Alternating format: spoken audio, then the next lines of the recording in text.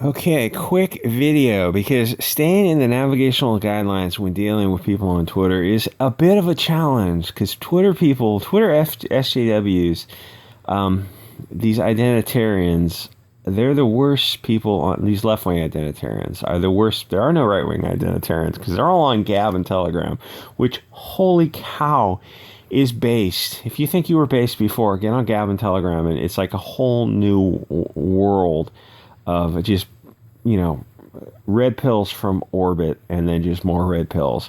Talking with like how hateful these people are and how I don't mind somebody being istophobic. That's fine. It's the hypocrisy that is kind of over the top. You want to advocate for your own group, or you just hate somebody just because their national origin, their religion. It's like fine. I mean, it's one thing when people are kind of open and honest about it. It's like, I hate you because you're from Ireland and you're Irish Catholic or whatever. It's like, oh, okay, fair. It's like it's on the surface. It's like, well, we can still work together and accomplish these goals. Whatever. It's when they're hypocritical about it, and they want treatment for one group of people and a different treatment for other group of people. None of these people on Twitter care about the artistic vision of the original creation, or transformative versus curative. None of it. They're not curative because you go, well, there's a list of like 100 characters in comics, movies, and in shows and in fiction who have been replaced. European characters who have been replaced. Usually red hair, blonde hair, blue eyes, green eyes, that kind of thing, who have been swapped out. Now keep in mind, Europeans with red hair and blue eyes are the most rare group of people on Earth. We're talking about less than 1% of the Earth is red hair and blue eyes. And then still a fraction of a percentage of people are blonde-haired and blue-eyed.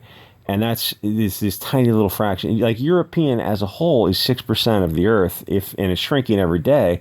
And you're talking about like the most diversity on Earth is within that European group. From hair color, from light to dark, and from eye color, all the eye colors are represented in the European group. And same different skin tones, from the fairest Irish to more Mediterranean type of stuff. It's all the true diversity is in these European groups.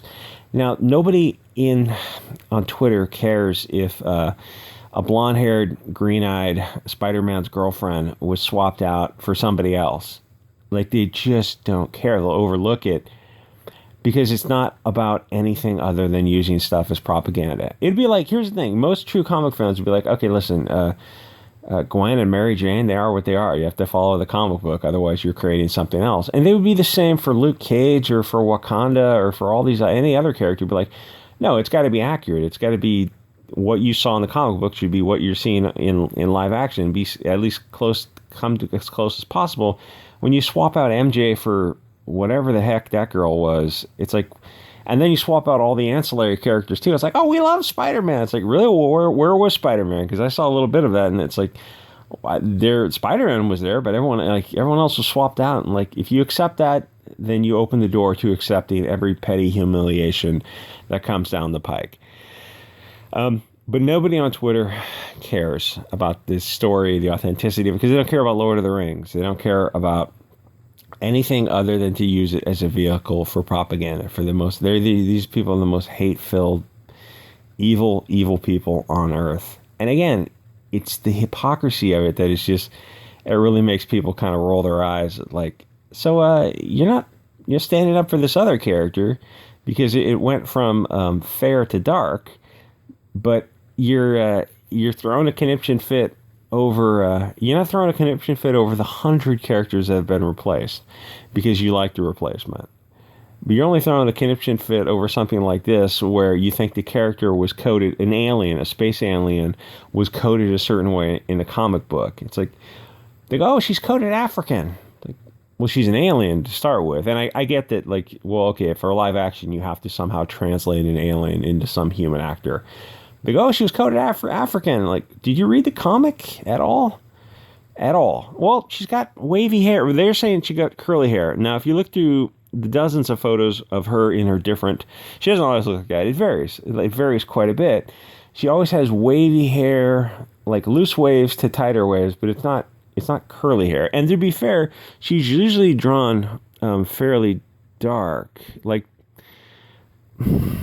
She's usually done fairly dark, but the wavy hair is not, and they're not coding her African. I mean, she's clearly is what she is. Like, I don't see, oh, she's Afro-Latina. Well, one, she's not human, but two, okay, she is, you want to be authentic? No, she is what is going to sell and what is also going to fulfill kind of their cultural Marxist propaganda. Now, to be fair, I kind of would have expected them to go with a little bit more Afro, because, they're not about making money, they're about pushing a narrative. And usually they kind of use Africans as the shields, the puppets, to push a narrative. But for this time, they didn't. They went with a girl she's 15. So these people on Twitter, like, criticizing, talking about a 15-year-old at all, a 15-year-old actor is like, kind of just let that one go. She's, once somebody's 18, you want to start criticizing, or they're not criticizing her, because they're careful to say, like, listen, this is the casting, the directors, producers, the casting choice. It's not the actors. She's 15 years old. She's going to take any role she's offered. But just talking about someone who's under 18, who's just starting out in her career as acting, it's like, just let it go. Leave her alone. Let her make her shows. Nobody's going to see the show anyway. Nobody read the comic book. It's like, you look like a bunch of fucking assholes when you're criticizing a 15-year-old because she's too fair-skinned. If you look at like other pictures of her, she's, I don't know, your average looking Mexican. She got dark eyes and dark hair. She has straight hair. It's like, yeah, to be fair, most New World Eurasian people have straight hair. In fact, they're kind of famous for it, straight black hair. So the wavy hair, admittedly, that is a bit interesting for an artistic choice. But the thing is, when the first artist, they're showing that somebody showed a picture of the first depiction of America Chavez, and in that depiction, she looks very European Spanish, or European Mediterranean, I should say, with a touch of New World Eurasian mix in her. The wavy hair it doesn't look like it's coming from Africa. Listen, if you want to make the show and you want to put an African girl, you're talking about, the thing is, they don't realize, like, for casting choices, you're talking about finding like, they would rather find a Halle Berry and cast the Halle Berry as a black role, an off-white role, a Spanish role, vaguely, for any role they can offer, because she was in the 90s a stunningly beautiful woman with a great figure. Like, they're going to shove her in any role they can because she's not white. I don't know what kind of mix she is. She's some kind of mix, but she can act and she's gorgeous. And she was in Catwoman, I think, in the 90s. It's like, that's not her fault that it was a bad movie. I mean, she did fine. She does fine in her movies. It's not her fault. So, they're going to put her in a movie. It's like the point of, like, okay, we found someone who's beautiful and who's got, more importantly than beauty and acting, is something called star power. And not everyone, very few people have it. And you go, okay, well, we need to find an actor who's a shade darker. So we're going to fire Halle Berry and try to find some nobody who's a shade darker. Like, yeah, but she doesn't have what Halle Berry has. Halle Berry had sex appeal kind of across platforms. She appealed to pretty much everybody. Men and probably a lot of women too. Because in the 90s, she was a really smoking hot chick. Even now, she's in her 50s, she's in pretty good shape. So it's like, you're not able to find the perfect actor. I mean, you're asking, like, yeah, there's a lot of actors out there, but it's like, casting these actors takes time and money. You're paying casting directors and casting assistants. Like, they're all getting paid to do this. So how many are we supposed to, you go through your casting book or you flip through it digitally. It's like, okay, we found the one with the right skin tone, but she's the wrong age. So you need to find someone who's the right age, the right skin tone that satisfies the Twitter weirdos, which really, they want an African woman. And you go, like, so this isn't, like, I'm not seeing Africa here. But that's the only thing that would satisfy them. And I think her eyes, they look hazel to me there. So, like, the thing is, you'd have to, it's weird, like, to look at, like, I never looked at comic books in a way of trying to trace their ethnicity down as the way that these Twitter weirdos are doing, like, looking at it. Like, if you ask me, I never thought of their ethnicity, because it's like, it didn't matter to the story. Like, his ethnicity of some various guy, is he English or Irish? It's like, it's matter. It's just an American story. He's just kind of placeholder. It's like, he's got to fit the time and place. Like, Batman has got to have a certain backstory that fits when the story was created. like even there's a big debate now. It's like you couldn't make a black Batman. It just doesn't fit the story. There's a ton of other characters that you put a gun to my head, I could make you a black character that kicks ass and is not a purse puppy. It's like overcomes problems and challenges. And you tell an SCW that you're going to have a black character overcome challenges. He's going to be like, get out of jail and get in a 12-step program and overcome whatever challenges and become a superhero. It's like, oh no, you can't show him can't show him be a felon who kicked a drug habit. It's like that. But that's a challenge. You have to overcome challenges to grow and be a better character, as well as a human being. Don't do crack, and don't go to prison. I know some of you have. But for storytelling, that makes a good character. Because otherwise, if you don't have challenges, what kind of story do you have? You have like a child story where the child's favorite character, the Superman character. And I know there are people who really love Superman. That one guy, Professor Geek or somebody, he likes Superman. It's like you just have to tell it properly. A child's character want to see their hero overcome everything effortlessly, which is like a Superman type of character. And then he's just shooting laser beams and putting out fires with frozen lakes and that kind of stuff. That's kind of a child's character. An adult character, you want to see someone who, I don't know, he's got to overcome series of challenges. It might be alcoholism, it might be whatever, tendency to violence he's got to grow and overcome, or her, whatever. But like these kind of purse puppy characters anyway, I was going with like looking at comics and like trying to code their ethnicity. Like I'm looking at her and say like, okay, is there a slight little tinge of hazel to her eyes? She's not dark New World Indian. There's more like European mixture, because the New World Indians, I'm talking about before the Spanish and the Portuguese rolled their way through the New World. You would have had dark straight hair and dark eyes, black on black, and brown skin. And then with the Spanish and Portuguese coming over, you might get a little bit of curl to the hair, and then you start getting hazel eyes and a little bit more fair skin tones, depending on where you're breeding, how you're mixing this kind of stuff.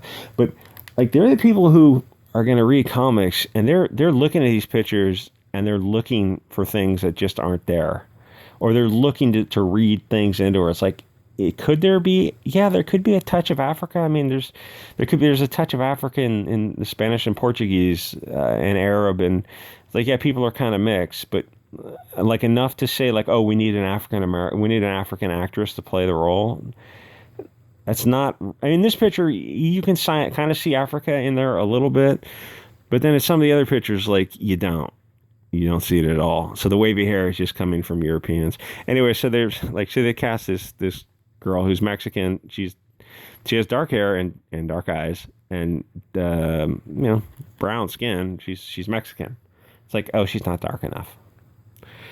Okay, well, like how you're not going to see the show. I'm guessing it's a streaming show, right? Yeah, it's got it. There's no way they're making a movie out of this. I mean, like a big budget movie. I'm assuming all this garbage that's coming out are all coming out on streaming shows, which means it's smaller budget, because if you're trying to, oh wait, is this the Doctor Strange thing? I wasn't even paying attention to it. I saw the first Doctor Strange. I thought it was great. I thought it was really, really good. I mean, as good as a Marvel movie can be. When I say Marvel, when I look at superhero movies, and they're all, to me, just superhero movies. It doesn't matter if it's Sony, Fox, Marvel, and then DC, and like who owns the various characters. To me, obviously the best movies would have been the two Batman movies. Oh, plus the original Batman was fun. The original Batman from '89 on up were fun. Actually, I guess all the Batman were fun. Like the silly Dr. Freeze, cool off. I thought that was cool, and the Bat credit card and the Bat nipples. Yeah, it was fun. That's kind of what the Batman show, the original Batman show, was all about. And then the later ones with who's that guy who's in the Less Than Zero movies? The guy plays the sociopath, but he doesn't know he's crazy. I forget the name, but the 2005 Batman and sequel, those were really well done movies. And then the first Iron Man was really solid also. So when I say like Doctor Strange, it's like, yeah, it's as good as a movie about bundles of sticks and spandex can be. I mean, this isn't, Othello or Midsummer's Nights, cigarettes in spandex. That's what my buddy calls superhero movies, or superhero characters. He uses a slur. Anyway, I can't imagine they're putting money into this kind of stuff. Oh shit, maybe they are. Maybe it is a movie. Holy cow. Oh, okay, so she's going to be in that, and then she's probably going to get some kind of offshoot. The reason I'm not really paying attention to it, because while I did like Doctor Strange, the original one, I thought it was solid. What's the second one going to be like? It's going to be dog shit, because everything after 2016 started to fall off, and then everything after the 2020 BLM Antifa riots just went right to hell. So there's nothing, when they go, oh, some new movie's coming out, it's like, I don't give a fuck. This is all garbage. This is all going to suck. It's not like, you don't have to be some pessimist. I'm not naturally a pessimist person. I looked at what happened in 2016 and what happened in 2020. I realized, like, oh yeah, Hollywood's over. Like, all this part of Hollywood. No, let me take that back. All of Hollywood is over. The entirety of Hollywood is over. There's no way the Hollywood universe is able to put out anything that isn't just on the face of it cultural Bolshevik propaganda garbage, white man bad. Oh, hey, look, blonde hair, blue eyed guy is standing outside a building. Wonder Woman, 1984. Blonde hair, blue eyed guy standing outside a building in a city with an overcoat. He's drinking. So why isn't he? He's in a suit and tie. So he's in a suit and tie. He's in a position where he's in a suit and tie at nighttime, which means he came from somewhere where he needs to be in a suit and tie. He doesn't sleep on the street because that would be poverty shaming. He's not homeless. He's poverty shaming. He's some kind of alcoholic, which I guess is okay to shame alcoholics as long as they're blonde. So he's standing outside the building instead of being inside a bar or a restaurant, which is where most people tend to do their drinking if they're at a type of job where they're wearing a suit and tie. Nope, he's just standing outside a building. Why? Because we needed him to catcall a woman. Oh, so that's like an artificial setup. Yeah, why isn't he at home? Because we needed him outside the building. So wait, why isn't he homeless? Because we can't have poverty shaming. So he's in a suit and tie and an overcoat, and he's blonde because they want you to know he's white. Thank you, Jared Taylor. So it's an obvious setup for like some propaganda. Yeah. Okay, what's the next step to propaganda? Well, this blonde-haired, blue-eyed, suit and tie wearing alcoholic who's standing outside a building, who's catcalling women in a city. It's like in a city, he would get rolled, he would get deleted, and all his belongings would be robbed. They would steal his shoes and his clothes after they deleted him, because that's what happens to drunk white dudes in cities. That was probably too base for YouTube. Wish I could edit some things out, but I'm not going to do that. So we needed him outside the building because the POC homeless guy had to come to her rescue.